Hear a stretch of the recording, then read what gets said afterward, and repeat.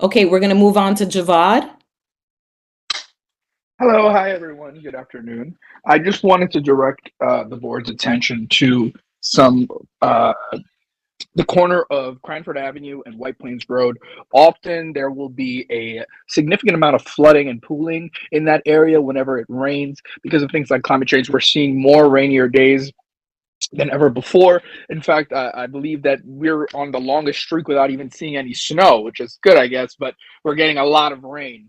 And that creates a significant problem because people that are using and utilizing the train, the two train that is there on White Plains Road, aren't able to get across the street or go to their homes because they have to cross over what looks like a river or a lake. And I know this might sound like I'm exaggerating, but for anyone who has actually seen the pooling that occurs there, it is a large amount of water that pools in that area. I've called 311 about it and had I believe the New York Department of Environmental Services, they've come and they've tried to unclog that catch basin, but I believe that it doesn't seem like a sufficient problem solution because it just keeps occurring. So I think that we need to look into maybe widening the catch basin, maybe adding another one, or looking in with the Department of Sanitation, looking into plumbing for that. I just wanted to direct everyone's attention to that. Thank you, Javad. That is a common topic that comes up for us here in this district. Thank you for sharing. George, any Thank you. feedback on that of what can be done? I know we've spoken about this many times. Yeah, there's a group up in your neck of the woods, Javad, Wakefield for Change, that has done some stuff on this. We have received the complaints. And as the councilman noted, I don't think he's your councilman. I think you live in the Councilmember Cohen, Dinowitz's neck of the woods up there in Wakefield, Yeah. Cranford. But the city council is working on this stuff. But I'll be happy to follow up with you offline to see, and I'll reach out to DEP directly to see if they've taken any added measures to address the issue. Thank you so much. Thank you, Javad. Thank you, George. Moving on to Diana and James Hunt. Hi, good evening. Thank you so much, Rich, for allowing us to come on. We live on Shefflin Avenue between 222nd and 225th Street. And we've noticed that there's no street cleaning or alternate side parking. And so when we bought this house, we were able to put in some speed bumps. But what we've noticed is that because between 225th and 222nd, there's no street cleaning or alternate side parking, it's become the dumping ground for a lot of what would you say, immobile cars, crashed cars. Now we have a mobile home parked in front of our home, in front of the daycare, and we have just trash, just underneath all the cars that have not moved in over 2 years. And so we've called, there's plates on these cars, but clearly they're immobile because they've been crashed and there's airbags that's flown. So there's no way, we just want to have alternate side parking or street cleaning because both. So if and I know my husband has reached out to Councilmember Riley's office just to see what we can do about that, but I just wanted to bring this to the board's attention. Thank you. Thank you, Diana.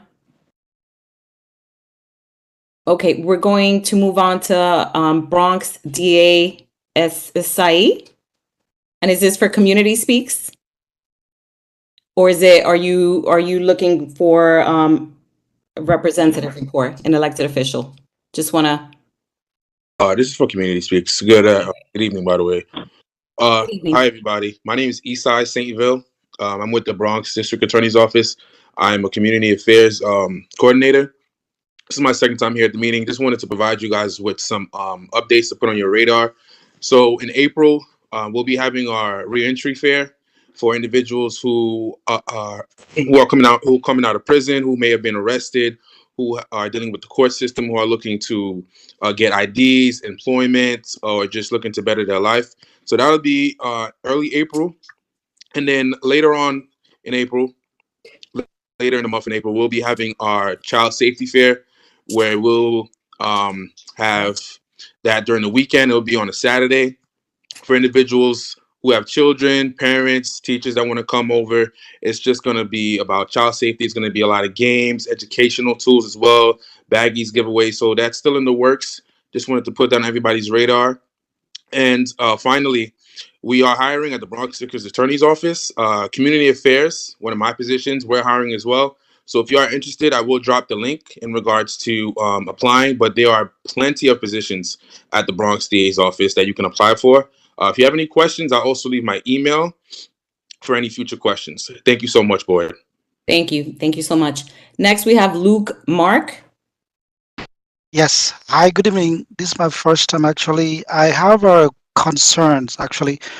I take the 30 bus to work every day. And recently the bus has been rerouted from Co-op City to Pelham. And we'll be let off at the Gun Hill to take the 28 and 38. That's causing us to, for me personally, to get to work late. Is it possible to allow this bus to run in the morning, express or limited stops?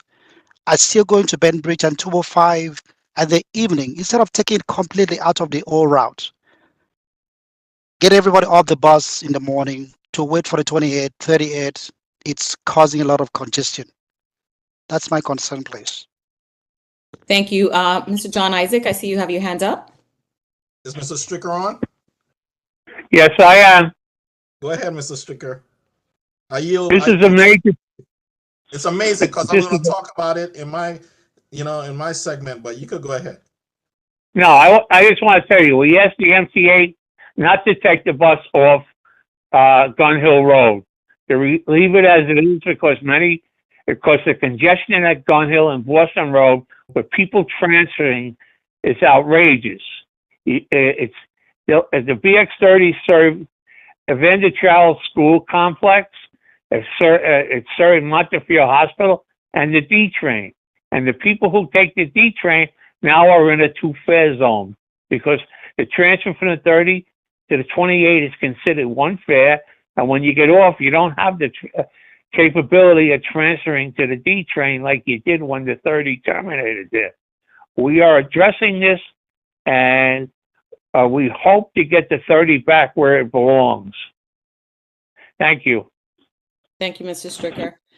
Next, we have up Karishma. Hi, everyone. Good evening. My name is Karishma Piankuru, Intelligence Analyst from the Bronx District Attorney's Office. I'm on here with my colleague, Carlos Torres. We wanted to talk to you all about an initiative we have going on at the office. It's a program called Bronx CAMS, that stands for Bronx Community Assisted Mapping System. And basically with this program, it's done on a voluntary basis, and it's basically to register your security cameras, whether it be for a business or your residence, with our office. So if there were any crimes to happen within the area, we would have access to that footage. Again, this is completely voluntary. It's anonymous. No one's going to know that you signed up for it. So if you are interested, I have my information in the chat. You can send us an email and we would be able to forward that information to you. Thank you so much. I don't see any more hands raised. Okay, so with that, we're going to conclude our public gallery session. And now we're going to go on to elected officials' representative reports. Do we have anyone from elected officials' offices? Any elected official on the line? Hi, can everyone hear me? Yes.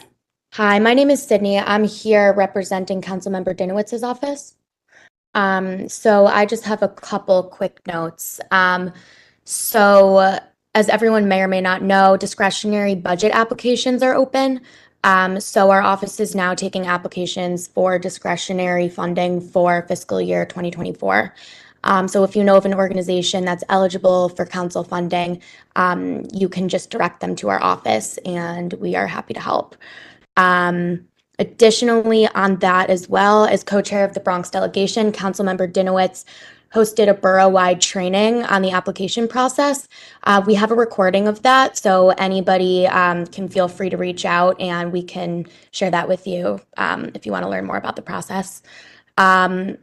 Also, so just an update on the Woodlawn Library. So on November 30th, we received an update on the progress of the Woodlawn Library. Just as a reminder, the scope of the project remains the same. It's a full renovation that's going to expand the library from 2,500 square feet to 4,000 square feet. The improvements will allow for teen and children's space, an open adult reading area, a dedicated flexible community space, and a lot more. Now onto the updates. So the design process will be completed by September 30th of this year. Construction is to officially start on March 29th of 2024. And the entire project should be completed and the library should be reopened by June 30th of 2026. And they wanted me to relay the message that the delay is largely attributed to DDC capital project process and just kind of how slow and complicated that can be, in addition to just the onset of the COVID-19 pandemic. Lastly, just some news from City Hall. Councilmember Dinowitz is working really hard on a few pretty cool bills. So a lot of New Yorkers rely on 311, which we talked about a lot tonight, for quick and easy access to all New York City government services and information. So we need a system that works efficiently. Councilmember Dinowitz has two pieces of legislation that will improve the entire system. So Intro 880 will require 311 to provide live chat functionality, and Intro 881 will allow people to request snow and ice removal on pedestrian bridges, and those reports will be routed directly to the appropriate agency. Also, as I'm sure many of you might be aware, last week Intro 660A passed in the council. This bill will help countless students with disabilities make the transition into institutions of higher education, making education as a whole a lot more accessible. And Councilmember Dinowitz sponsored that bill, so that's really exciting. Oh, sorry. Now, lastly, we have some free items available at the office, so feel free to stop by our district office if you are interested in any PPE gear, so rapid tests, masks, hand sanitizer. We have kits ready to go. We also have flood barriers. We have 6-foot and 12-foot inflatable flood barriers, and we also have rat-proof garbage bins. Our address, I'll put this in the chat in addition to my email and the phone number of our office, but we're located at 277 West 231st Street. Thank you, Sydney. If you can put all the information in the chat, I'm sure there are some members that would want that information, so thank you. No problem. Next, we have Alexis. Alexis. Hi, can you hear me? Yes, now we can. Good evening, Chairwoman Beatrice. Oh, I good get so happy evening. every time I see you. Hi, Thank DM. you. Likewise. Torres. Hello, Community Board 12 as a whole. Happy New Year to everyone. I hope that you're all doing well. The Borough President's newsletter should have been sent via email. If you haven't received it, please let me know in a chat and I can send that to you directly, or I can email it to you, whichever you prefer. And also, I wanted to just point out something that came up earlier, and which is like one of our main updates, is that the Borough President's Community Board application is now an online fillable application.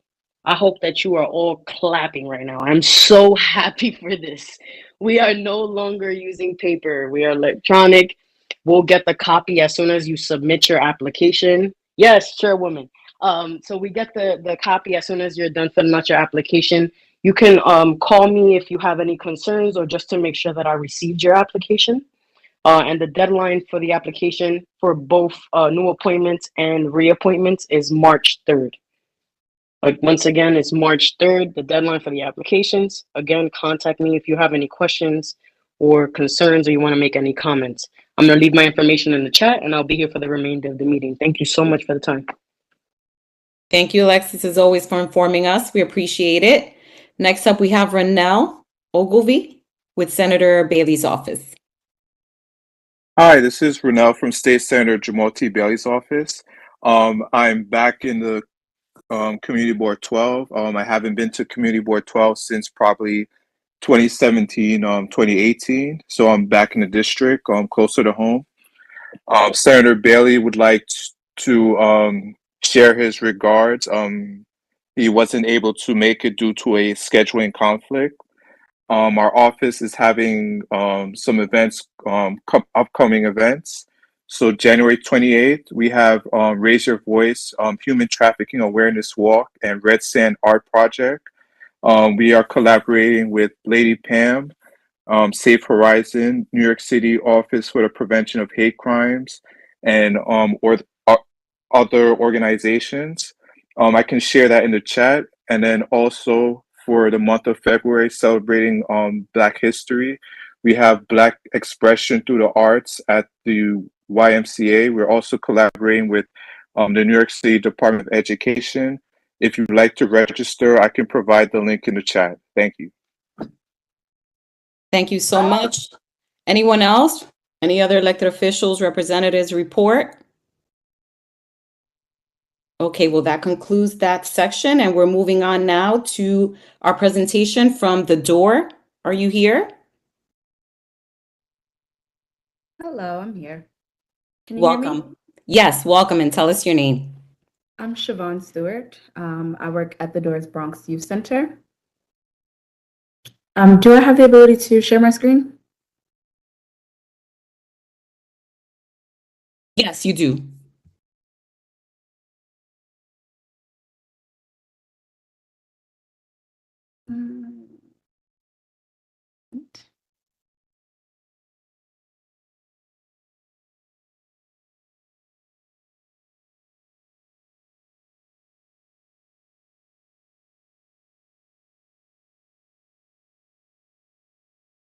All right.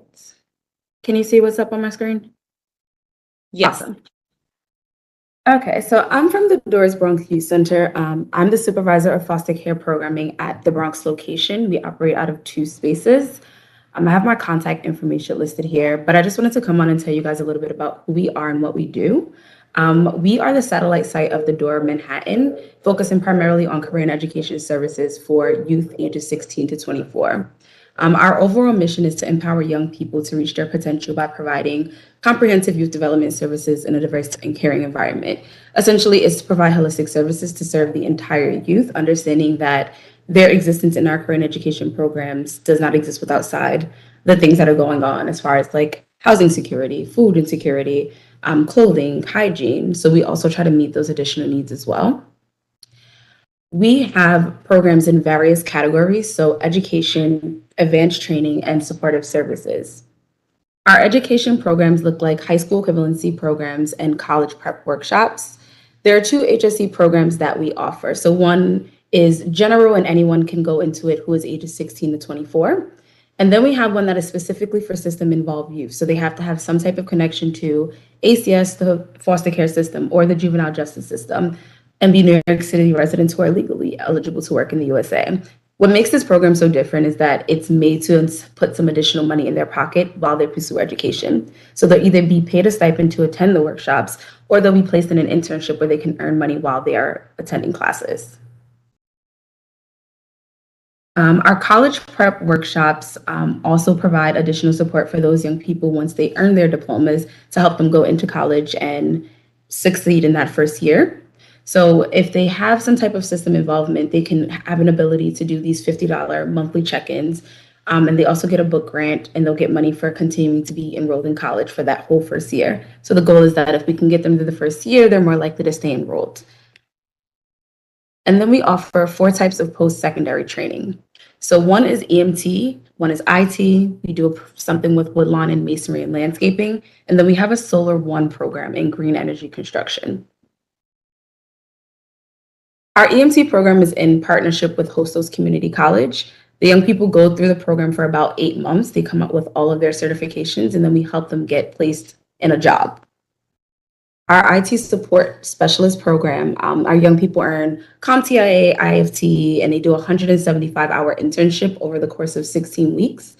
And then they are eligible to go into job placement with us. So this program is a little different than the other programs because it has very specific requirements for enrollment. So this one, as well as the EMT program, these young people have to have some type of system involvement or barrier in order to enter the program. So that looks like having been homeless or currently homeless, having been involved currently or previously with the juvenile justice, foster care systems, being an English language learner, having a child, having an IEP or a disability. All of these types of things automatically qualify them, as well as their address. So if their address comes up in a high poverty zone, they will automatically qualify for these two programs, the EMT and IT programs. And then there's our partnership with Woodlawn. This program is pretty unique because our young people are working out the Woodlawn Cemetery to earn different certifications to help them either landscape properties like this, do masonry, and something they've added is bronzing. So they're also learning how to like deal with different types of materials within the construction field. So they get all of their OSHAs, all their site safety, and they get placed in jobs. Then Solar One is our green energy construction. This program is specifically for young people who have system involvement. So again, having that juvenile justice or foster care involvement, and they learn how to do green energy construction with a partner out of Long Island City called Solar One. They get a 250-hour internship, they get their certifications, and then we help place them into employment.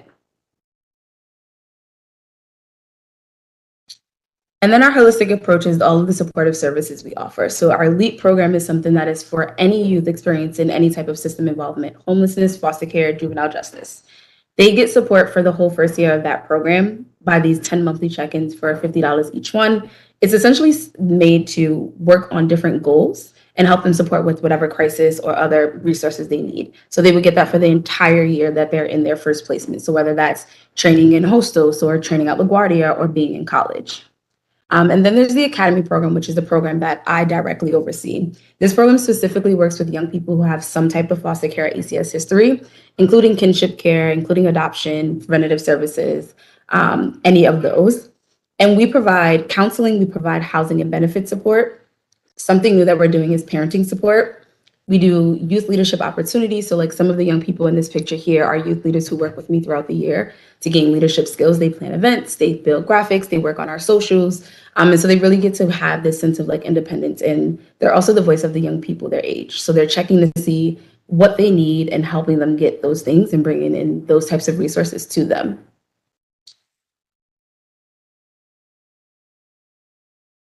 We additionally offer a 100-hour internship for people who are in HSC classes. So they need to make some additional money and have a foster care background. They can work for up to 100 hours, earning $15 an hour. We like to do like trips, life skills workshops, things that are going to help them age out of care successfully. These are just some of the things that we have coming up in parenting. So we have anger management coming up. We just kicked off Parenting Journey today. We'll have some virtual workshops with a doula, and then we're going to do a drop-in group. So parents have expressed the need for wanting a place to just be able to like vent, talk, get advice. So we're trying to respond to what the needs of our youth parents are. And so every month there's going to be a workshop catered to some need within that parenting community. And as I mentioned, we are a satellite site. So our main home is based out of Broome Street, which is the Door Soho. We're celebrating 51 years yesterday. That space is kind of like an all-encompassing space. So within that one building, there are legal services, there are arts and recreation, there's counseling, housing support, drop-in services, including shower, laundry, meals, and pantry. And so when you become a member in either space, you get access to both spaces. You can do HSE classes, college prep there as well. And then they have additional training programs. So their training programs are a little bit different. We share IT, but they also have certified medical admin assistant. They have a culinary program, and then they have some retail programs. Savon, 3 minutes left. Okay.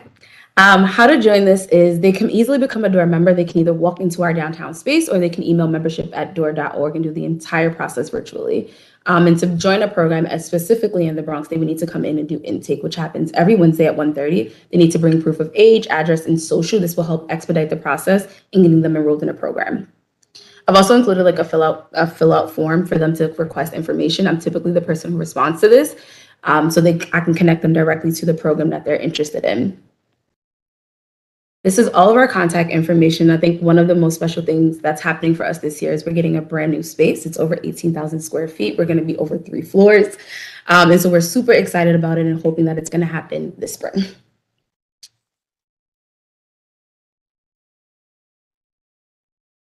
Thank you so much. I've heard amazing things about the door. On my work hat, I've made referrals to the door in the past. So thank you so much. Thank you. Thank you for being here and giving us the information. Make sure you put it in the chat so that we're all aware. Madam Thank you so Chair, I much. just want to thank Ms. Stewart. I appreciate you so very much. Please be safe, and we'll talk, of course, back and forth. Thank you so much. Thank you, Ms. Sickerson, for connecting us. No problem. Okay, and now we're going to move on. This concludes our presentation. Now we're going to move on to my report. I just want to thank all of you. I see a lot of faces here. I've been connecting with you individually, and it really warms my heart to have you here present. This is the purpose. Ms. Benita has just mentioned that we have a quorum today, which sometimes is hard to meet, so I appreciate you all being here. And what I want to do now is pass over the mic quickly to our chairs of each committee, just so that our new board members can understand the magnitude and the importance of our committees and why it's important for you to be involved, not just participate in our general board meetings, but also in the committees that you've been assigned to. I've assigned everyone at this point to committees or reassigned them, reappointed them. And so please take a look at that. I also sent you the calendar. Make sure that you are aware of when meetings are happening and the time. And with that, I will go to, I'll start off with Ms. Judith Benitez, Chair of the Economic Development and Business Services Committee. Good evening, everyone. As you just heard, I'm the chair currently of the Economic Development Services. What we try to do is we work with the business community and city agencies to promote business development. And also another main portion of our committee work is working with local businesses to review any and all new liquor license requests. So very simply, I'm saying to you very simply, that is what's currently happening with our Economic Development Committee.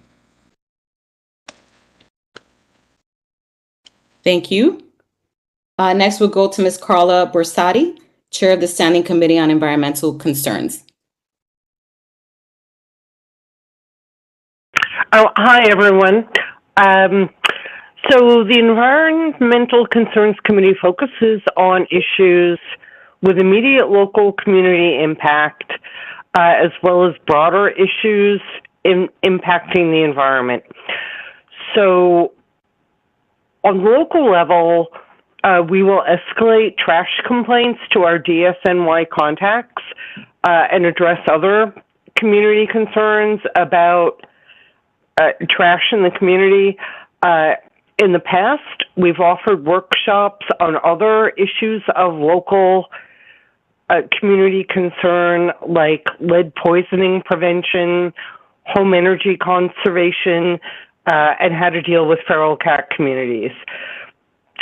We communicate changes in trash collection times and Department of Health training programs in rat mitigation. Not a popular topic particularly, but necessary.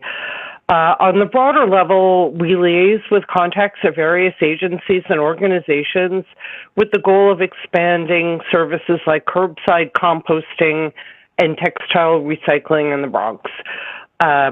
We're currently liaising with the Solid Waste Advisory Board, which is also lobbying for reinstatement of curbside composting pickup in the Bronx. So, thank you. Great, thank you. Next up, we have Mr. Robert Hall, Chairman of the Standing Committee on Housing. Hello, can you hear me? Yes. Okay, I'm not used to being on a phone, so I want to apologize for this. But in any event, housing is housing, all right? There's most folks no longer own the homes in these particular areas. They're renting.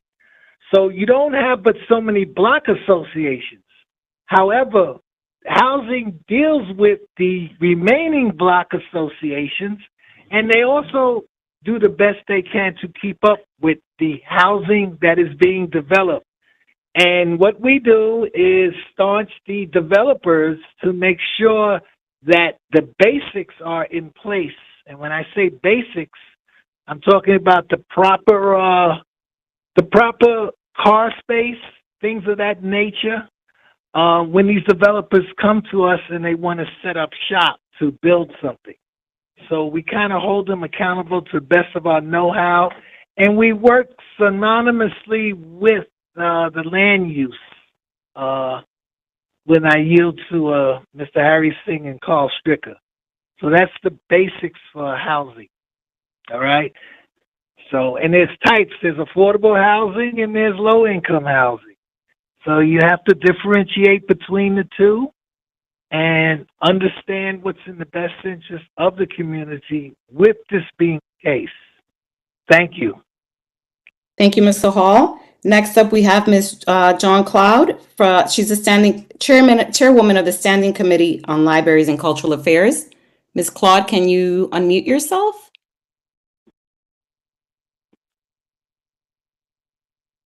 Yes. Good evening, everyone. Our community has changed drastically, and help is urgently needed to make positive changes. So the Library and Cultural Affairs Committee is committed to taking up the challenge and doing its part to address the situation at hand.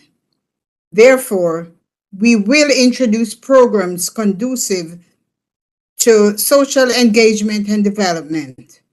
We will ensure the inclusion of all cultures.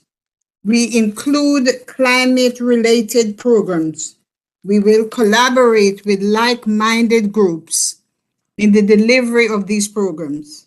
We will adapt and modify when and where necessary to ascertain the well-being of all.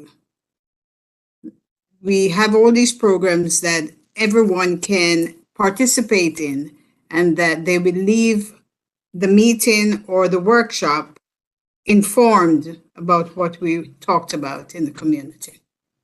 That's my mission statement. Thank you, Ms. Claude. We appreciate it. Next up, we have Mr. Carl Stricker, Chair of the Standing Committee on Land Use. Yes, good evening, everybody. Land use is a very unique committee because we handle a lot of different issues in the area concerning what gets built. And I'll give you an example. If a developer comes in and wants to build a 10-story or 12-story building, whether it's affordable housing or a rental or co-op, and he wants to build it in an area which is not zoned for it, we hold a public hearing if there's any objections to the rezoning. Most times we get a lot of objections because everybody wants to keep their block looking like it is. And that's why the zoning for large development buildings is usually along the main arteries such as White Plains Road, Webster Avenue, Bronxwood Avenue, et cetera, et cetera. And they come to us, they present what they want to do. We tell them what we don't like about what they're doing and ask them to make some changes. And then we may honor their requests for a zoning change so they can build a building. And one thing I have to tell you, when we make a recommendation, it's only advisory, because when they're building buildings, it goes to the city council, and city council has to approve it. It goes through a whole ULURP procedure. It goes to the borough president's office, and then it goes to the city council. So we can say yes to a building, and the city council turns it down. We can say no to a building, and they approve it. So we're only advisory, but we still have an important part in the community to keep the community looking the way it looks. You know, we have a lot of 1 and 2 family homes in this area, sometimes 3 when they illegally convert the garage to an apartment. and we want to keep the community looking the way it is. I mean, we don't mind major, improvements as long as they're building within the guidelines of what their zoning is. Zoning is a very complicated issue because it runs a whole rampant of different zones, what you can build, and a lot of them have commercial overlays, which means you also could put a commercial establishment in the area that's zoned residential as long as it meets the guideline. So that's what our job is, and I've been a chair for quite a while, and I love the job because I want to keep our community upscale community and make it a better community so the people who live here can enjoy their life. Thank you. Thank you, Mr. Carl Stricker. Next up, we have Ms. Denise Bond, Chairwoman of the Standing Committee on Parks and Recreation. Good evening, all. Ms. Chair, I just have a quick question. Should we also give highlights of what the committee has done this past year, or just the mission? Just the mission for now. Okay, perfect. All right. My name is Denise Bond. I'm the chairperson for Parks and Recreation Committee. Our mission statement is, the Parks and Recreation Committee of Community Board 12 seeks to enhance, maintain, and create parks and green spaces that benefit the emotional and mental well-being of all community members. We value the importance of these spaces within our borders as an essential part of the quality of life in our community. We partner with all advocacy and coalition groups who seek the necessary budget from our public officials to continue our mission. Thank you. Thank you, Ms. Bond. Next up, we have Mr. Alfredo Figueroa,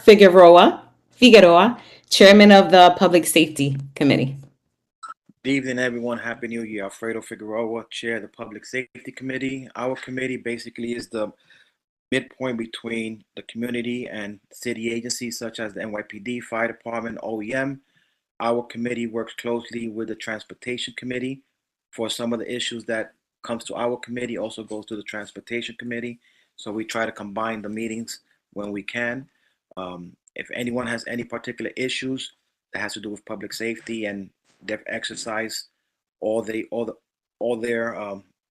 they exercise everywhere they could possibly go and they need my help for something, please let me know. Thank you. Thank you, Ms. Alfredo. Next up, we have Mr. John Isaac, Chairman of the Transportation and Capital Projects Committee. Hi, guys. Good evening. The Transportation Committee, to me, is like a crossover committee because I work with a lot of different committees like education, the safety committee, and we make sure that all the issues around transportation is taken care of. One of the things that are evolving is all the new technology with the e-bikes and all that stuff. We just need people to get involved because all this new technology is actually shaping our community. A lot of the major true fairs are being renovated, and there are new master plans that's going to be going through this neighborhood that's going to be affecting how we live. Gun Hill Road, Boston Road, all these major streets are being redesigned. White Plains Road, when I'm sitting down here and I'm saying to myself, when we were meeting about White Plains Road, no one came out with DOT. No one said no. And I was like, where? And that was in my report. Where were all the business people? Because I know it was going to impact the businesses, but no one came out.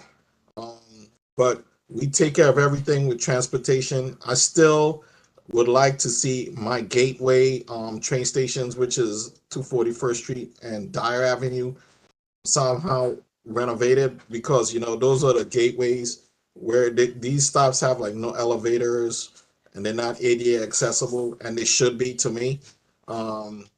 So as I was a train planner, and as a planner, your gateway should always be presentable and welcoming, and they're not. So thank you.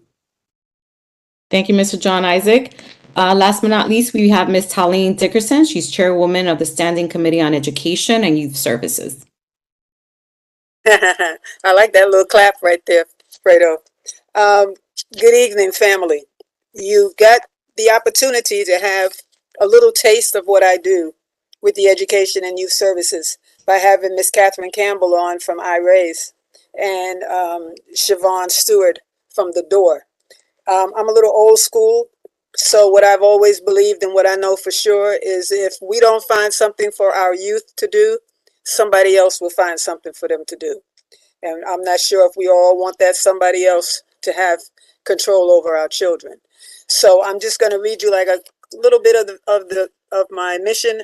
And the Education and Youth Services Committee collaborates with public and private schools, colleges, and universities, teachers and parents or guardians, along with all community stakeholders, to ensure positive educational outcomes for our community. I put my information in the chat. You can call me anytime. Doesn't matter, day or night. Thank you. Thank you so much to all the chairs. I just want to make quick mentions. We do have some new board members, so I just want to give them a quick shout out. Desiree Campbell, Queenie Paniagua, Dr. Sherry Samuels, Benga Subir, Deborah Walker, Ryan Walters, and Chris Devon. Thank you all for joining us and being part of our board. Next up, we have our district manager's report.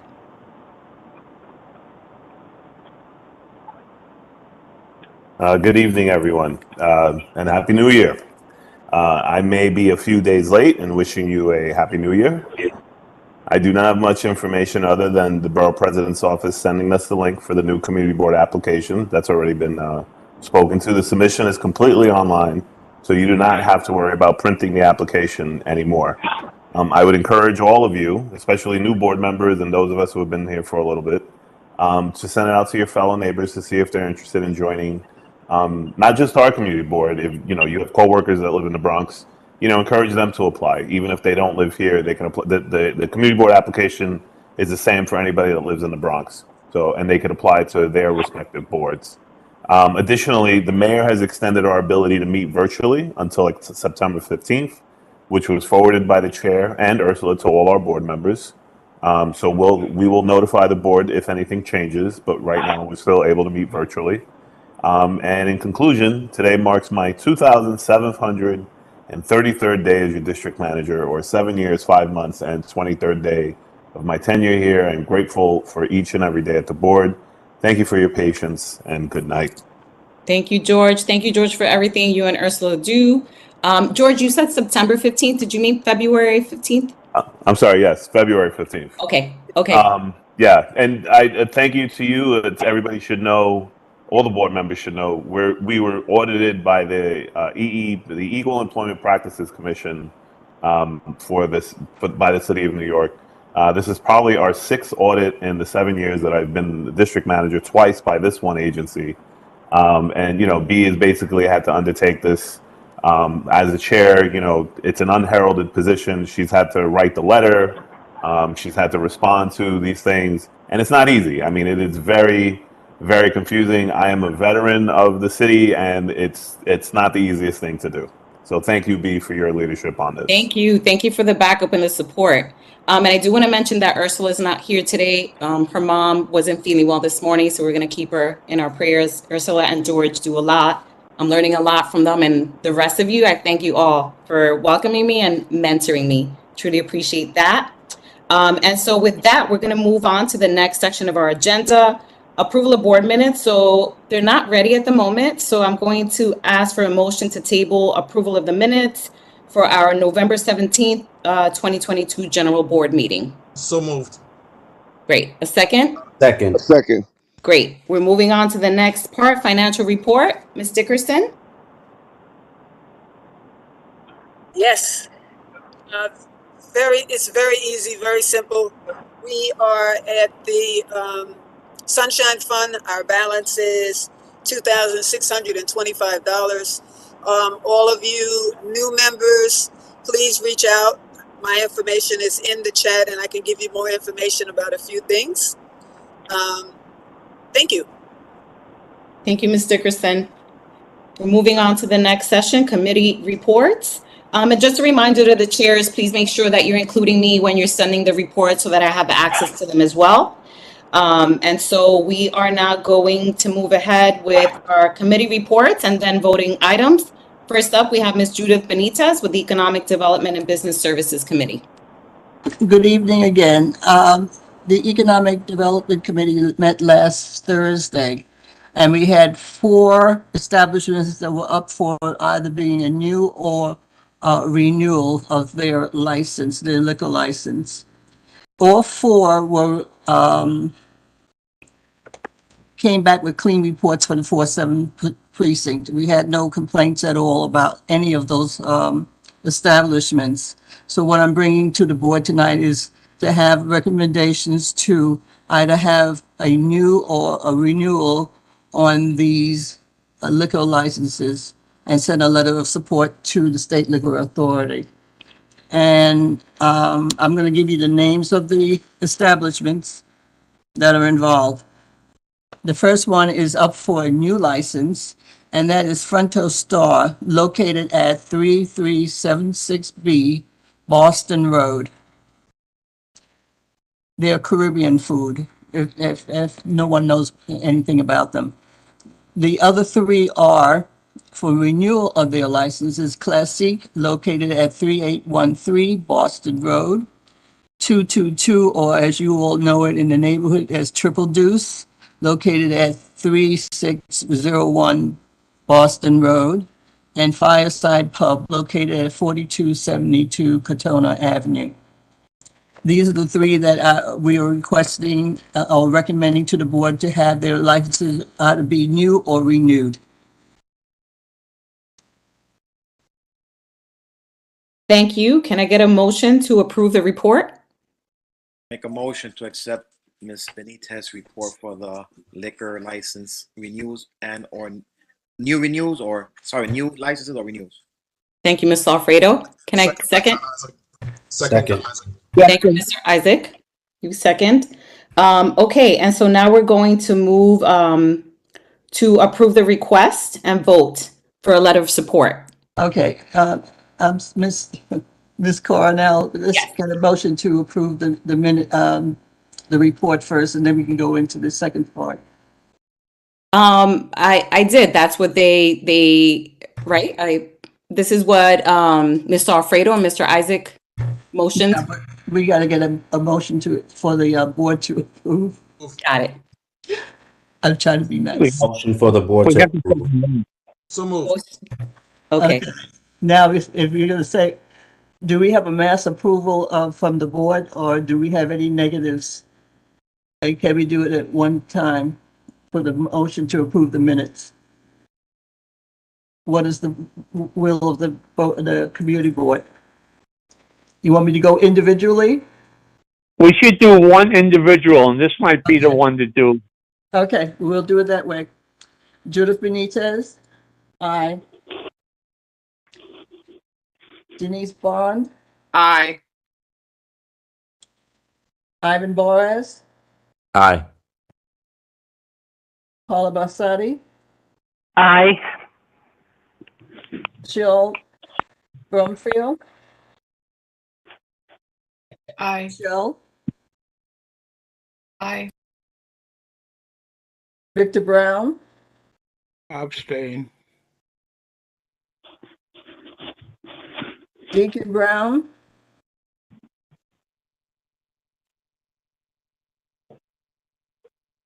Norbert Bryan? Aye. Desiree Campbell? Aye. Sadie Campbell?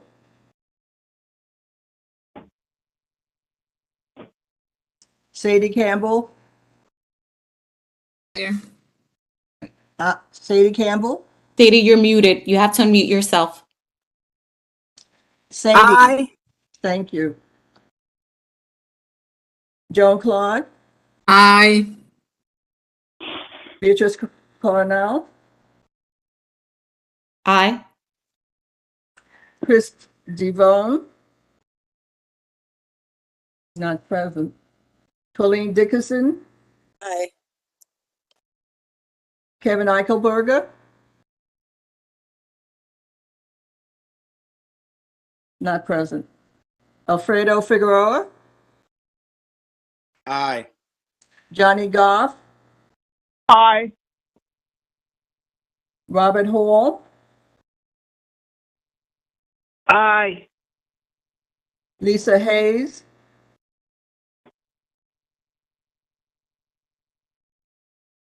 Lisa Hayes, Earlier. I saw she was here. she's still. She's actually still there. She's here. Lisa, can you unmute yourself? She's unmuted. Lisa, are you voting? Need these votes, guys. I'm going to go on. John Isaac, Aye. Theodore James,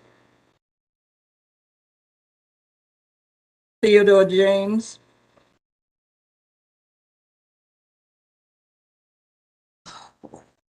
Yes. Keisha Martin, Keisha Martin.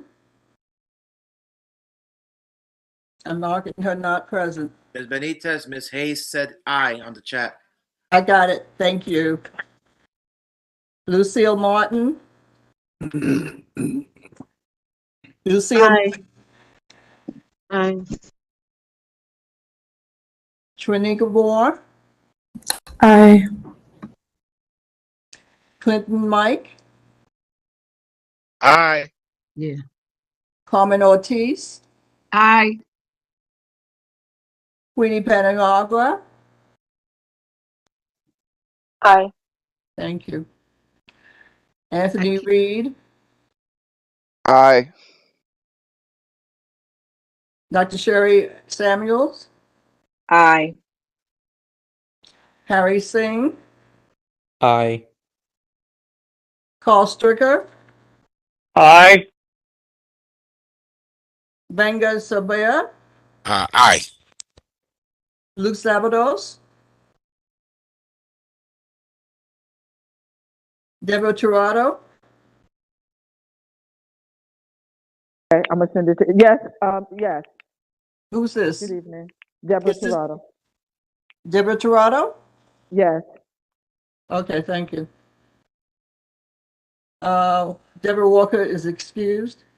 Aye. Deborah Walker, you here? Yes, I am. Aye. Oh, thank you. All right. Ryan Walters. Ryan Walters. Esther Yama. Aye. The ayes have it. Thank you.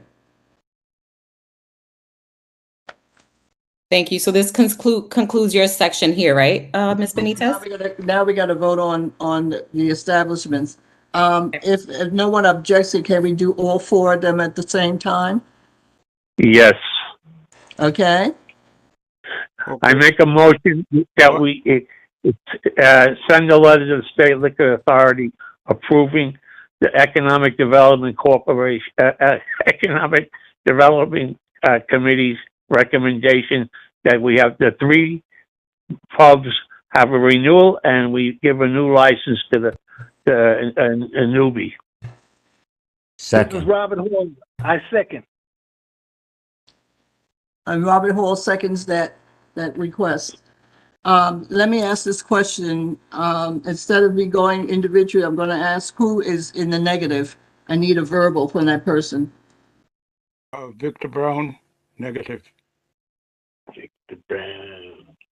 Anyone else? Anyone who is going to abstain? I need to hear that. Any abstentions? Luke, are you voting in the affirmative? Yes, sorry, I'm trying to mute myself. Okay. Any recusals? Anyone know these establishments or connected in any way with these establishments? Do I have an affirmative from the full board? Aye. Aye. Aye. Aye. Aye. Aye. Except for Aye. Victor Brown. Aye. I thank you all. Thank you, Ms. Benitez. Carries. Thank you. Next up, Mr. John Isaac with the Transportation and Capital Improvement Report. Beatrice, we're gonna do the report, and then also we're gonna just list out. I'm gonna have Luke just list out our goals for the upcoming year. I'm gonna do a report real quick. Essentially, due to the nature of our last meeting, which was held on what it was on January 12th at Thursday at 7 p.m. It was a joint meeting with public safety and the education department, education committee. I'm sorry. On this was surrounding PS 68 and PS 189, and both schools were having problems with the kids unloading or our children unloading from the buses, and it all stems from a lack of courtesy with the people speeding in this neighborhood, and DOT, we're asking for a letter so that to support DOT to perform a study to turn those streets into a one-way streets. So that's essentially it. There are a lot of things that we were actually trying, like a PS 68, the 47% dropped off some barricades, and it's been successful so far. Principal Soleil has been out there early in the morning manning the barricades when she should actually be inside, teaching the class and preparing for our little young ones. But she's actually out there making sure our parents are not running over other kids outside. So it's a bad situation, and these are one of the things that we have to deal with. And so I would like a vote to support a study of these both schools and have a letter sent to DOT to study the transportation or circulation around these two schools. So move. Second. Done. Okay. So that was go ahead, Judith. Just one thing, we have to accept his report and then we can go into his, request. Right. Can I get a motion for the board to accept the report and approve? So move. Morris. Okay, second. Thank you. Michelle, you got that? The second person was Ivan? Yes. Yes. Okay, Thank you. Okay, and now can I get a vote for a letter of support for a school safety transit study for PS 68 and PS 189? So moved. Second. Quick question. This is also for the one-way conversion as well, right? Yes. Thank you. Thank you. Okay. And also, Beatrice, I just want to note that we actually sent letters before to MTA about the BX30 on Boston Road to ask them to have the bus remain the way it is, because they're impacting the hospital, the schools, the whole neighborhood has changed because of this bus. So John, that was the BX30 to return to its original route. yes. So we wanted to return to its original route. Okay. So I would actually like the board to have to okay a second letter. Even though we sent an initial letter, I want another letter sent, in support of them returning this back to the way it was. Okay, this is Robert Hall. I make a motion that we send a letter to the MTA to get the 30 bus rerouted back up Gun Hill Road to appease those in the medical field. A second And one. the school system avenge the child. I second it, Anthony. And I have a question, John, are we talking about a rerouting or returning to the? A return to its original route. Okay, thank you. Great. Guys, thanks for your support. There's a lot of changes coming up. Luke is going to do a presentation about the things that we're going to be looking at. We will revisit White Plains Road. We will revisit a lot of the issues that we're having. So please pay attention. You know, we need support. When DOT comes in front of us, right, we need the community's backing on these changes and these ideas, because it's kind of heartbreaking to hear later that, oh, we didn't want these bike lanes, we didn't want this, but no one came out to the meeting.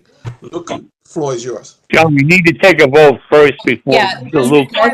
Just before Let's do that, the I have a vote. question. So you have two motions there. You made the motion to accept the study for the PS for the school for the direction. So you have that one. Okay. And then you brought one for the second letter of support for the rerouting of the BX30. And also, are you voting for them together? I mean, you made two motions, right? no, it's going to be three altogether. Michelle? I'm not clear. Okay, Michelle, the first one will be for the approval of the minutes for Transportation Committee report. The second motion will be for the study, the letter of support. Right. To DOT for school safety transit study. Right, for both PS 68 and PS 189.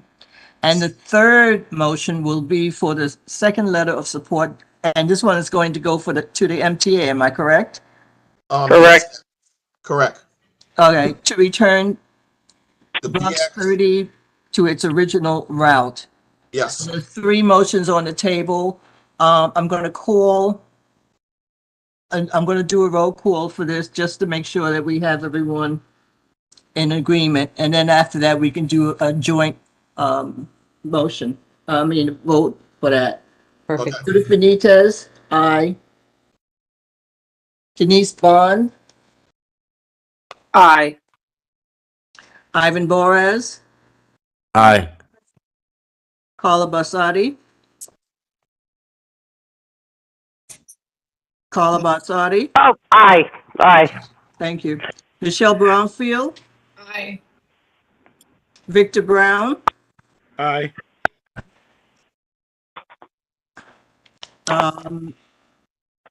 Deacon Brown. Aye. Are you here? Yes, Deacon Brown said aye. Thank you. Was he here before? Yes, he was.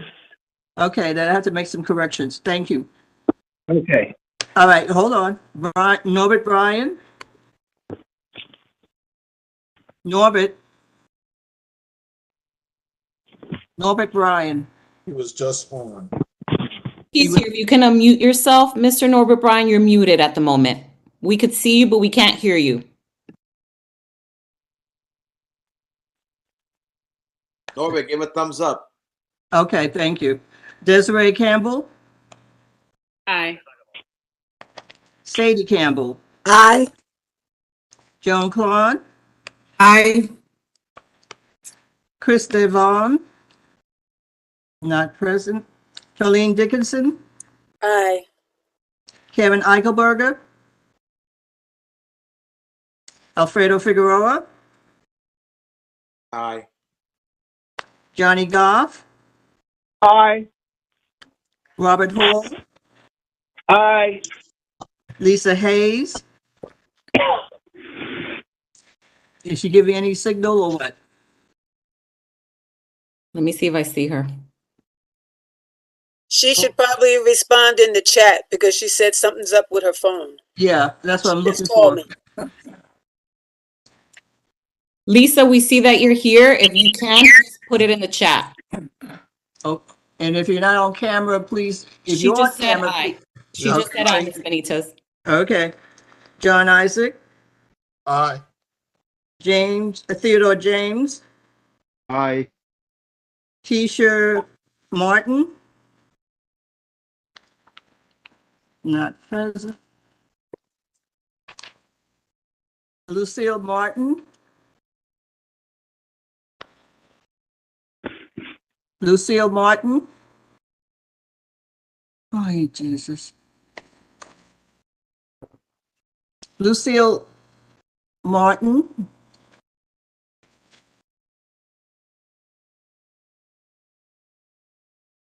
Okay. He's here. Lucille, we see that you're here. If you can unmute yourself or please put it in the chat. Shanico Moore. Aye. Clinton Mike. Aye. Carmen Ortiz. Aye. Queenie Paniagua. Hi. I'm sorry, guys. This is Lucille Martin. The phone wasn't letting me unfreeze. Okay, Unmute. please leave your mic open so when we start voting, we can go straight through. Thank you. Anthony Reed. Aye. Dr. Sherry Samuels. Aye. Harry Singh. Aye. Carl Stricker. Aye. Venga Sevilla. Aye. Luke Sabados. Hi, I'd like to vote aye on the first two and then abstain from the third. If we could invite the MTA to talk about that bus stop, I'd like to hear more. Luke, we battle it out with them over and over again. We have to be very strong on this. You've got hundreds of people that are disenfranchised every day, and some people now have to pay double fares. It's unfair to our community. Are you still standing with the abstention? Yeah, I'd just like to, if we could invite the MTA, I would like to hear from them. And I just, if there's any data, there's got to be a reason. And I'm not voting against this. I just would like to get more. We had many meetings with the MTA, Rick. Okay, let's move on. He's abstaining, and it has, that's his right to do so. Deborah Tirado. Deborah Tirado. Yes. Deborah Walker. Aye. Ryan Walters. Esther Yemen. Esther Yema. Esther, you were here before. Beatrice Coronel. Aye. The ayes have it. And I have one abstention for the third one. Is anybody else abstaining for the third motion? Everyone is saying a yay? Aye. Yay. Yeah. Aye. Okay, thank you very much, all. Great. Now we're moving on to Parks and Recreation's report. Not yet, Beatrice. We have our goals that we want to. Yeah, can we just go through the votes, Mr. John Isaac, and then we'll get to, we don't want to lose any more members. Okay, all right, gotcha. Thank you. Thank you. Okay, next up, Ms. Bond. Good evening once again. The Parks and Recreation Committee, we had a meeting, which is unusual, I know, for us, but we had a meeting on December 13th, and the meeting was so that we could get the information from the Wakefield Association in reference, from the Woodlawn Association in reference to the renaming of Indian Field. So it was a good meeting in terms of getting the history of why the field was first with that name and why they want to have a name change at this conjuncture. So the committee, we then voted and we agreed that they should get a letter of support from us, and we are now bringing it to the full board for a vote. What do they want to rename it? They have not decided totally yet on what the renaming should be, but they are leaning towards something honoring, and off the top of my head at this late hour, I'm sorry, I don't remember the chief's name, but it was a chief who also fought alongside the Northern soldiers for to help in the fight during the Civil War. So that's where they're leaning towards, something honoring, because there is a statue of him in I'm sure you're aware, Mr. Stricker, in the Woodlawn area. And so I think it's I'm sorry, it's a late hour for me. I'm tired from working all day. I forget the name now, but in any event, it's in the Woodlawn area, and they want to rename the Indian Field after him. So that was. I'm Say sorry. again? I would like to, put that as the name of the person, the Indian chief, in the motion. So, but they, we can. Mr. Stricker, they did not ask for that. They did not. They're not asking for that. Because they have not decided yet. They haven't decided yet. They want a renaming, but they haven't decided yet on what exactly. If they're going to include the chief's name in it somehow, but they're not sure exactly how yet. So okay, well, so I don't want to hold up. I don't want to hold up the letter of support. Well, to see, the key is we can support them by changing the name, and then they decide to go somewhere else and get a name that doesn't deserve to be on the field. I'm concerned what they're going to name it after we approve it.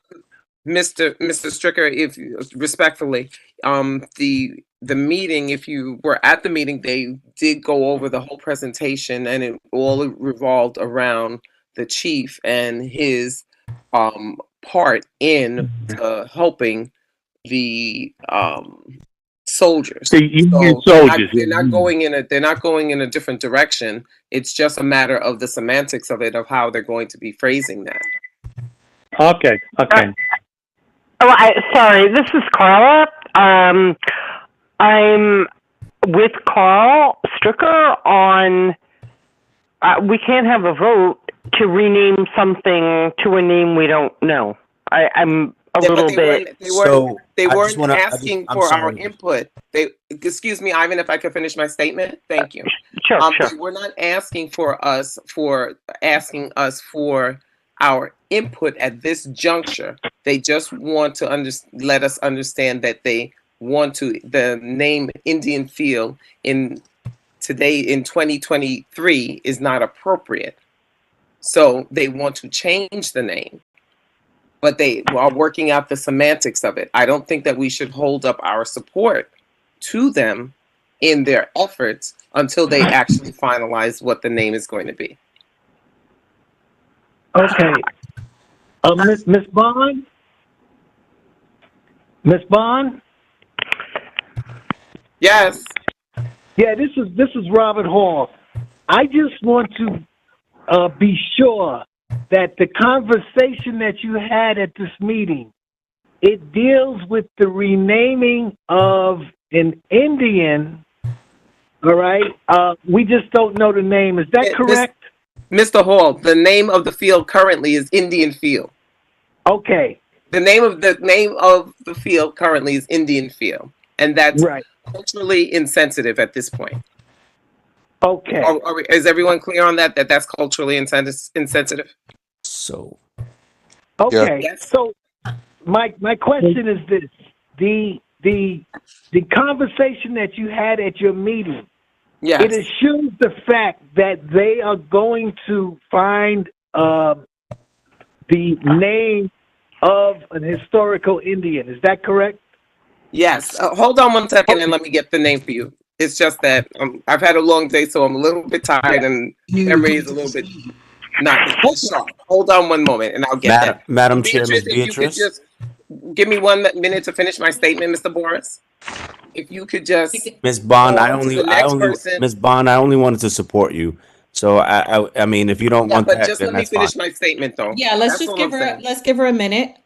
In the meantime, Miss Ms. Benitez, Ms. Aster Yemmer is back. Okay. Did you want to take her vote? Yeah, are you voting on the last two issues? Did you hear them as there or what? Yes, I did hear them. Apologies. I was doing Okay. something. All right, then I have your vote. Thank you very much. Okay, and you got Luke's votes for the previous ones? I know he put something in the chat, Ms. Benitez. Who, for Luke? Yes. I heard that he's abstaining on the third motion for the MTA letter. I already have that. Thank you. Okay.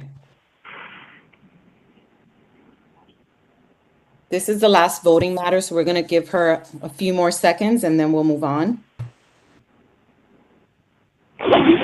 I know that because of the fire, we're seeing in the chat that Desiree lost power, and so she may have had to log off. So I kind of want to speed through this because that may be the case for a few others that are on this call.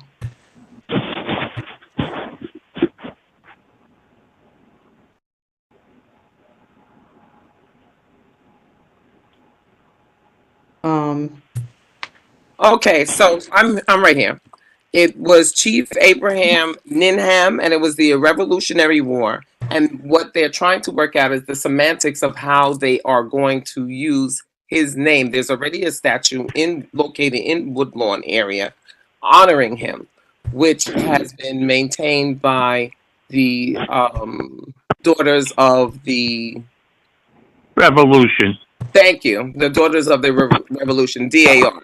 So they have been maintaining the statue. They have a ceremony every year. And so they are trying to incorporate the way that they are going to then honor his efforts during the Revolutionary War. So it's a matter of how they're going to use his name.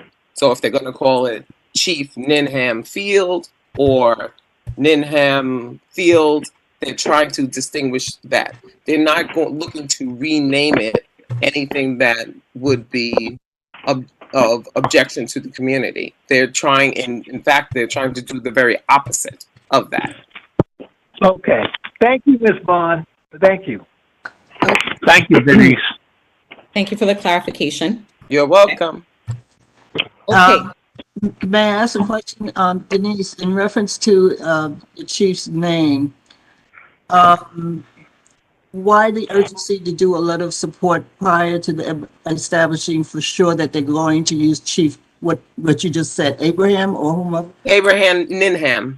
Yes, no, they're going to definitely use it, but what they were trying to, they wanted to meet with us before, but by the time they had to get the presentation together, so there were some other preliminary discussions that took place before they did their presentation. So I did not feel that it would be appropriate to have them wait until January after them doing all of this research and putting everything together for us. So that's why we had the meeting in December. By the way, he was a chief in the Oneida tribe. Thank you, Mr. Carl. Any further questions? Our vice chair, did you have your hands up? Mr. Clinton Mike? That was a mistake, sorry. Okay.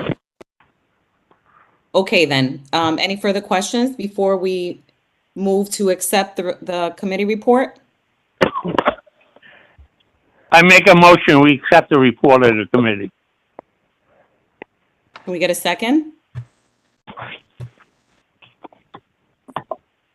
Second, Clinton. Clinton Mike seconds that. Our vice chair, Michelle? Got it. I'm going to call a vote. Okay. Judith Benitez, aye. Denise Bond, Aye. Moses back. He left. He's back. is someone talking right now? Ivan Borez, Aye. Paula Basadi, Aye. Michelle Brumfield, Aye. Victor Brown, Aye. Deacon Brown, Aye. Norbert Bryan. Aye. Is Desiree on or is she still off? Yes, ma'am, I'm here. Aye. Oh, hi. Aye. Aye, yes, ma'am. Thank you. Sadie Campbell. Aye. Joan Claude. Aye. Chris Devon. Tolene Dickerson. Aye. Kevin Eichelberger. Alfredo Figueroa. Aye. Johnny Goff. Aye. Robert Hall. Aye. Lisa Hayes.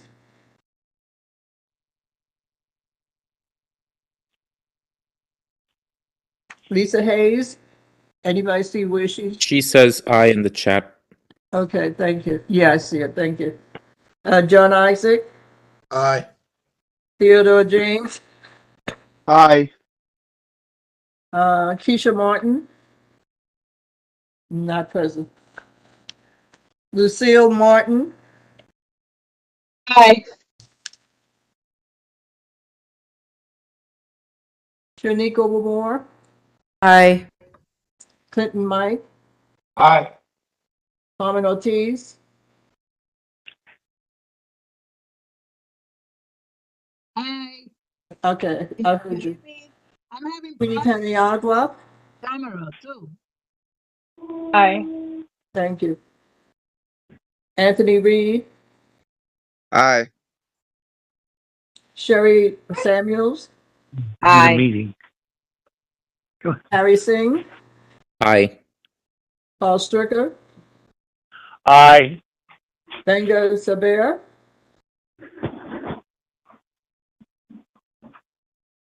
Benga. Aye. Thank you. I thank you. Luke Sabados.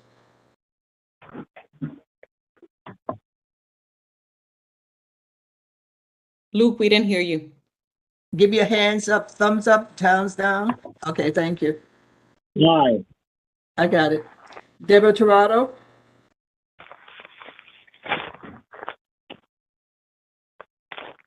Deborah Torado. Deborah put in the comment section that her power went out, so she had to handle a few things and had to go. Okay, so she didn't hear anything then. No, not for this part. Okay. Deborah Walker. Aye.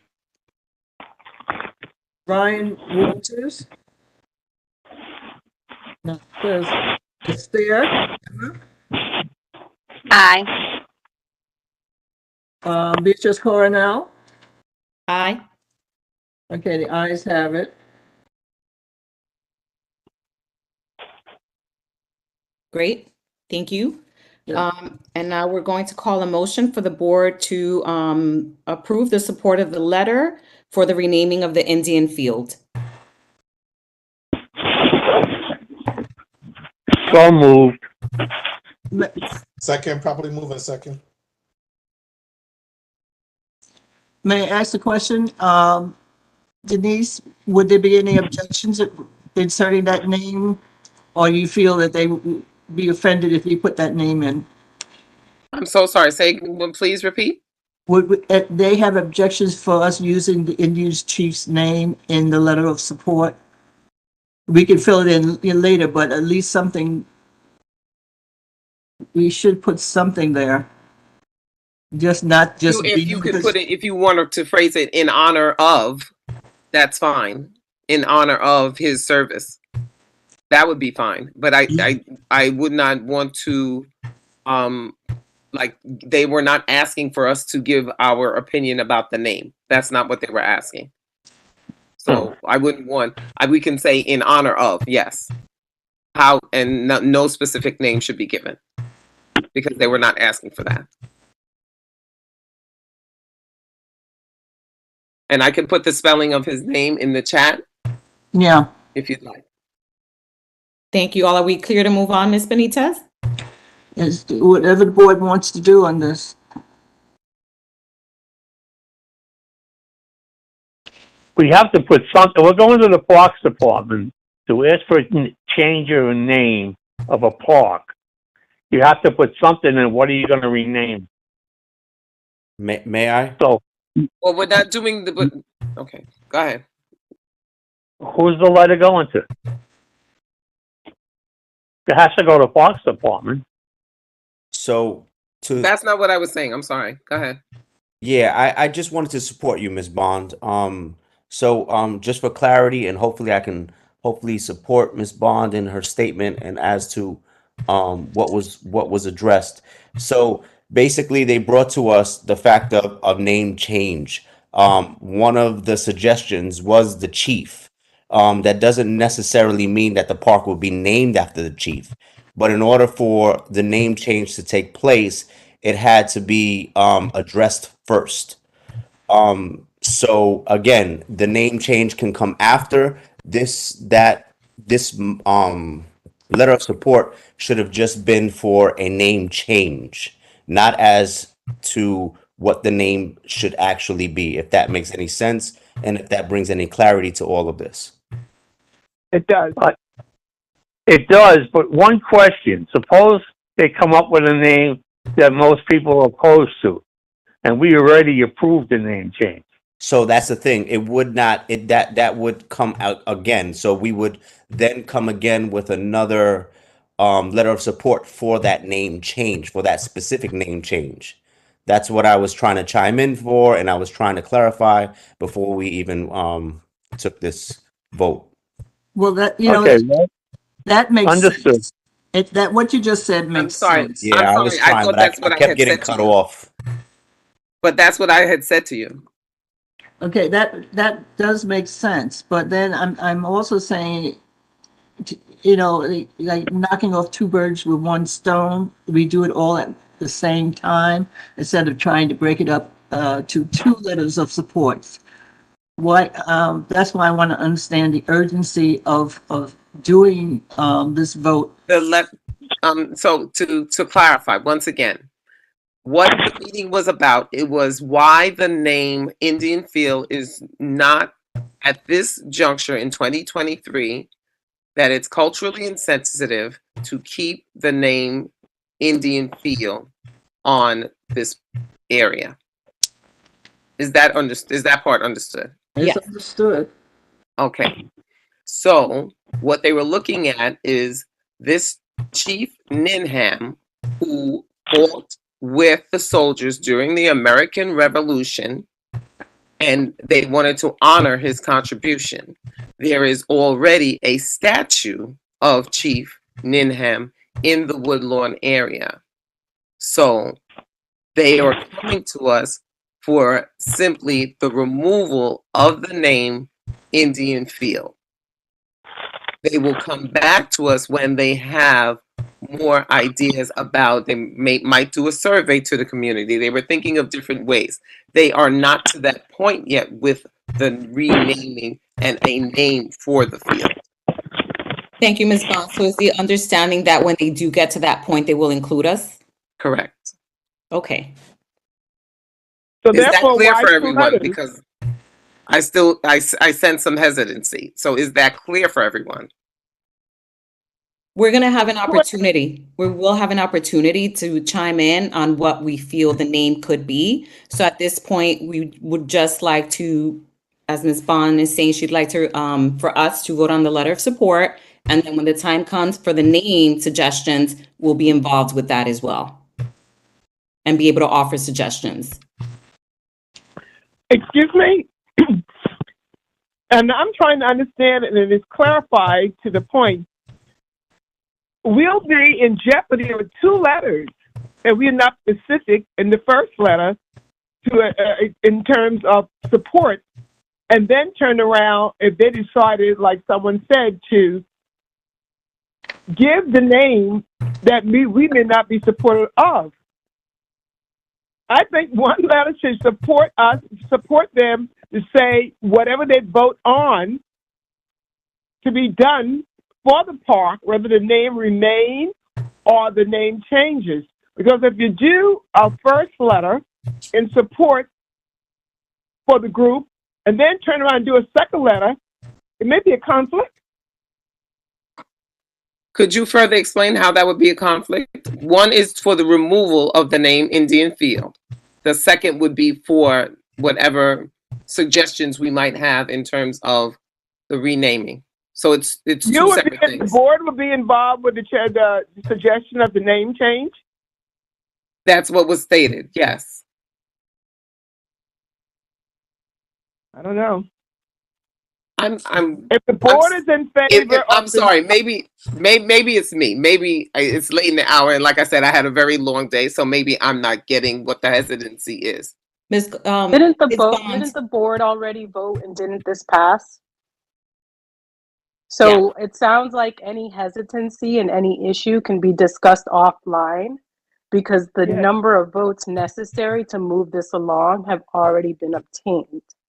That's only for the report. Maybe we should move this along. Queenie, it is only for the report that she's submitting to us. The other portion was in reference to her wanting us to support the fact that they want to remove the name of Indian from the park. Indian Fields, it'll now be known as Blank Field until such time as they come around to deciding whether They are going to decide, Miss Benitez, just to be clear, they are going to be deciding the name, and it has to be in honor of, they're going to make it in honor of Chief Ninham, but they're just working out the semantics of how they're going to phrase it, whether they're going to say Chief Ninham, whether they're going to use his whole name. That was the part that they're working out, and they want to be able to bring it to the community and have like a survey about that and try to figure that out. So rather than keep Indian Field, because they've done all the renovations and things of that, they just want to kind of move the process along. That is all. That is all. We have some hands, and we do want to kind of speed this up. Mr. Harry Singh? Thank you, Chairwoman. Good evening, everyone. I think there are two issues here. The first issue is the fact of changing the name by dropping Indian. And the second issue is what that new name will be. I don't think the second issue is before us tonight. The first issue is just the fact of changing the name, whether or not we're in support of changing the name. We're not there yet as to what the renaming will be. So let us stick to the issue that's before us tonight and move on. Are we in support or are we not in support of changing the name by dropping Indian? Let us just focus on that. Thank you. So we have the two. So we did get a motion to vote, which was Carl Stricker made the motion and John Isaac second. So we really should go to the vote to make the decision at this time because we already accepted Ms. Bond's report. Right. Okay. Is that clear? Okay. Can we call for a vote? Yes. Can we restate the motion again, please, so that Ms. Brownfield has that correctly? Sure. We are calling a motion for a letter of support and the renaming of Indian Field. Okay. And you had a second, and that was John Isaac, I believe? That's what I recorded. Okay. Carl Stricker made the motion and John Isaac second. Okay. Thank you. I'm going to call the roll. Judith Benitez, I'll say aye. Denise Bond. Aye. Ivan Torres. Same as before, aye. Carl Vasati. Aye. Michelle Brownfield. Aye. Victor Brown. Aye. Deacon Brown. Aye. Norbert Bryan. Aye. Desiree Campbell. Aye. Sadie Campbell. Aye. Joan Claude. Aye. Chris DeVoe. Tolene Dickinson. Aye. Kevin Eichelberger. Alfredo Figueroa.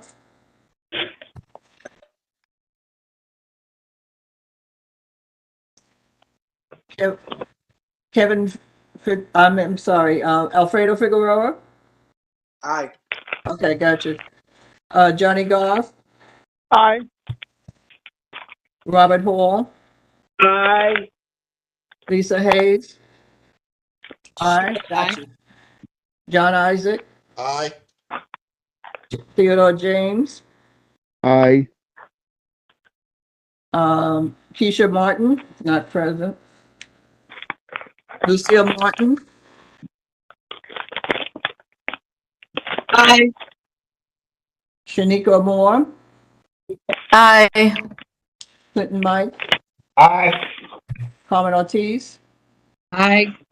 Queen Paniagua, Aye. Anthony Reed, Aye. Sherry Samuels, Aye. Harry Singh, Aye. Paul Stricker, Aye. Benga Sobera, Aye. Lou Sabados, Aye. Deborah Torado,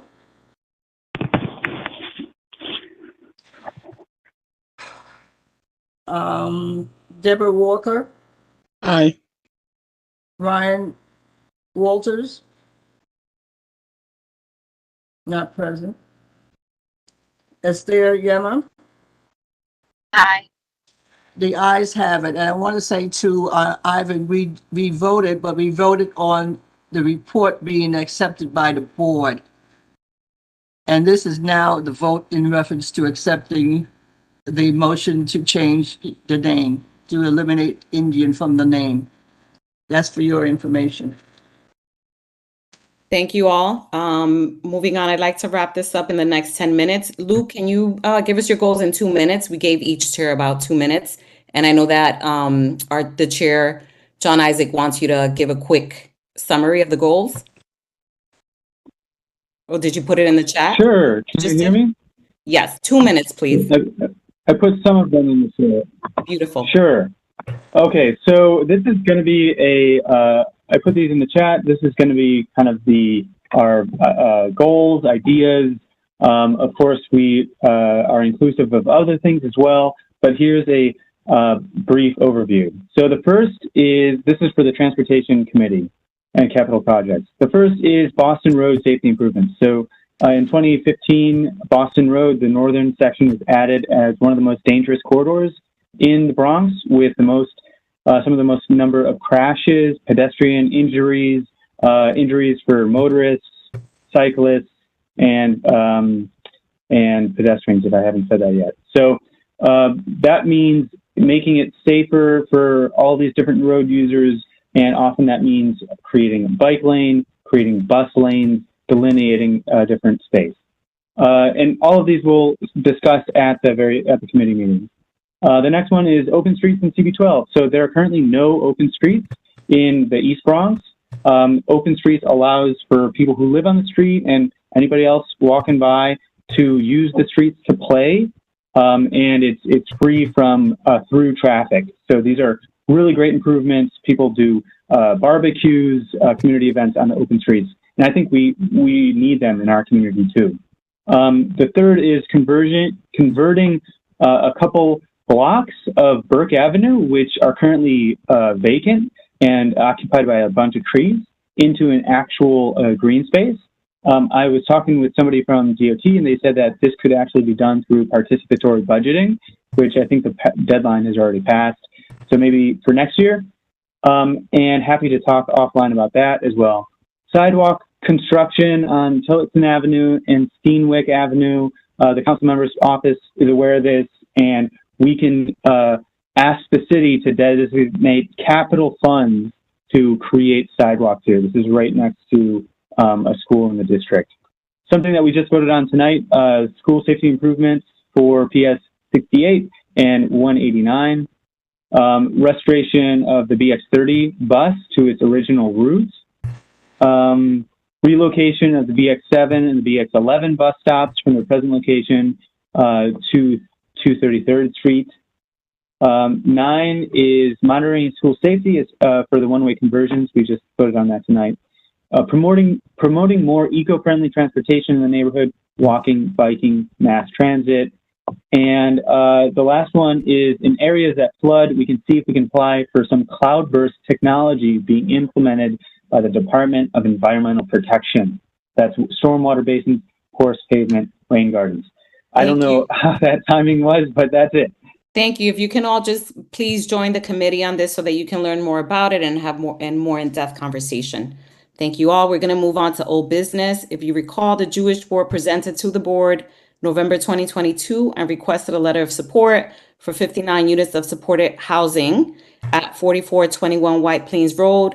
We have been informed that they will not be moving forward with this plan. There was something happening, as George informed me, with the building setup, and it would have required a bigger budget to them to reconfigure. So they've passed on this. Excuse me? Okay. New business, we spoke about it earlier. Mr. Toba spoke about it. New precinct commander is underway. Good and welfare, we would love to do like a gathering, you know, we're virtual, we're not really getting to engage and getting to know each other. Luke suggested maybe having like a social gathering. If you're interested, please email us and we will put something together. Ms. Alfredo is part of it too. It's important that we bond and not just talk about all the heaviness going on, but find some moments of joy collectively and together, and uplift each other. And so we would love to gather. We're trying to figure out the what and where. So if you're interested, just let us know. You all have my email and I'll put us together. Maybe we'll put together a little committee of social gatherings. That's very nice. Okay, good. I'm glad you're interested. Ms. Goff, right? Yes, Okay. very much so. We need to mingle a little bit. We do. Okay, and then that concludes, that's the adjournment. I'd like to call a motion to close and end. Ivan Boris, motion to close. Second, John. Second. Thank you all. Miss Michelle Broomfield, you can stay on with me so that we can figure out the chat. Thank you all. Have a blessed one. Be safe. And please join the committees. It's super important. To the board members that are here after our phone call, I really appreciate it. Let's continue this energy moving forward. Thank you all. And have wait. I'm sorry. You did a very nice job. Thank you. You did a very nice job tonight. Thank you, Ms. Goff. And actually, we're going to have Ms. Cloud end with the prayer. And a moment of silence for, remember, we need to have a moment of silence too, you know, for all the gun violence in the city, and just keep our youth everywhere in prayer. Protected. So a moment of silence, and then Ms. Claude, you'll end us in prayer.